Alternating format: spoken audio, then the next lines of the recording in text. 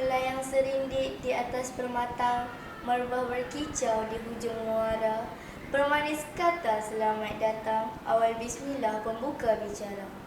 Assalamualaikum dan salam sejahtera yang dihormati para juri yang arif lagi bijaksana, tuan-tuan dan puan-puan yang dikasihi sekalian. Saya Raja Nur Zahirah dari Sekolah Kebangsaan Pandahinai, Pekan Pahang. Hari ini saya ingin menyampaikan satu topik berkenaan dengan kebersihan sungai dan kepentingannya kepada masyarakat. Hadirin hadirat sekalian, pernahkah anda membayangkan jika oksigen dalam udara yang kita nikmati hari ini lesap begitu saja? Sudah tentu kita tidak mampu untuk hidup kerana ia merupakan nadi utama dalam kehidupan kita sebagai manusia. Demikian juga sungai-sungai yang mengalir di kaki-kaki gunung yang semakin diancam pencemaran akibat perbuatan manusia demi mengejar keuntungan tanpa mempertimbangkan kesan terhadap perbuatan mereka. Alangkah ruginya kita dengan kemajuan teknologi dan kemampuan manusia hari ini jika tidak dimanfaatkan ke arah memelihara dan menggunakan khazanah alam ini untuk faedah bersama. Para juri dan tuan-tuan yang dihormati, perkara utama dalam memastikan kebersihan sungai secara khusus dan kebersihan alam sekitar secara amnya adalah dengan memupuk kesedaran masyarakat terhadap kepentingan memelihara sungai. Langkah untuk membuka mata setiap ahli masyarakat tentang kebersihan sungai tidaklah mustahil kerana ia bermula daripada diri kita sendiri. Jika kita melakukan sebarang aktiviti di kawasan sungai seperti memancing atau hanya melewati kawasan sungai, kita hendaklah memastikan tiada sampah atau ia dibuang dengan betul ke dalam tong sampah yang disediakan. Jika tiada kemudahan untuk membuang sampah, kita perlu bertanggungjawab sepenuhnya untuk memastikan sampah yang kita hasilkan dibuang ke tempat yang betul. Ini adalah senario utama di negara kita di mana masih terdapat sampah sarang yang terapung-apung di sungai. Sehingga kan pihak berkuasa terpaksa berbelanja besar untuk membuat pusat tapisan sampah di sungai-sungai yang kritikal tahap pencemarannya. Pada masa yang sama, pemekasan penguatkuasaan undang-undang oleh pegawai kerajaan atau pihak berkuasa wajar dilakukan. Pemantauan yang kerap dalam melihat kebersihan sungai serta penggunaan tahap kebersihan yang lebih tinggi dalam analisis kebersihan air sungai adalah inisiatif yang terbaik.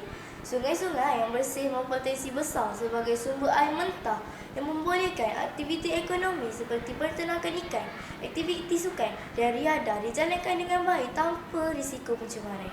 Justeru, tindakan yang tegas dan pantas perlu dilaksanakan pihak berkuasa sekiranya berjaya menangkap individu atau kumpulan yang melakukan aktiviti pencemaran di mana kebersihan sungai terjejas. Seterusnya boleh mengakibatkan pelbagai masalah lain. Di samping itu, kebersihan sungai di negara kita terancam kerana kerancangan pembangunan yang tidak terurus dengan baik. Mutakhir ini, pelbagai inisiatif yang dilakukan dalam memastikan pembangunan secara lestari menjadi realiti dan kebersihan sungai dapat dijamin. Perancangan bandar dan desa yang bertanggungjawab dalam bidang ini seharusnya memastikan pembinaan kawasan industri dan pertanian tidak terletak berdekatan dengan sungai.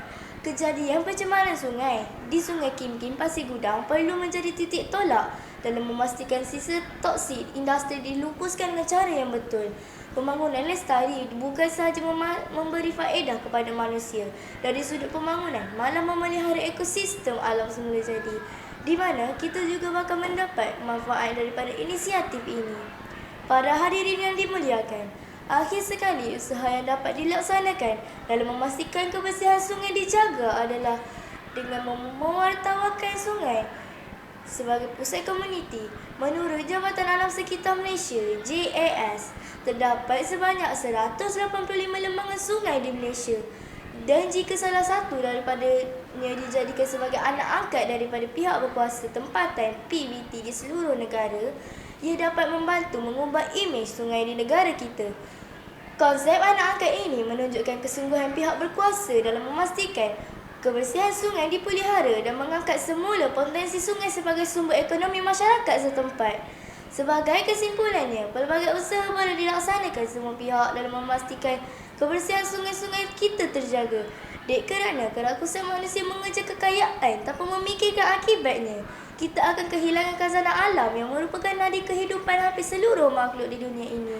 Segala usaha mungkin akan mengambil masa, tetapi sekiranya ada keazaman dan perancangan yang rapi, ia pasti dapat dilaksanakan dengan baik. Semuanya bergantung kepada kerjasama dari semua pihak, iaitu pihak kerajaan yang mempunyai kuasa dan sumber keuangan, masyarakat yang memberi sumbangan sumber manusia dan pihak individu yang memberi tenaga dan idea.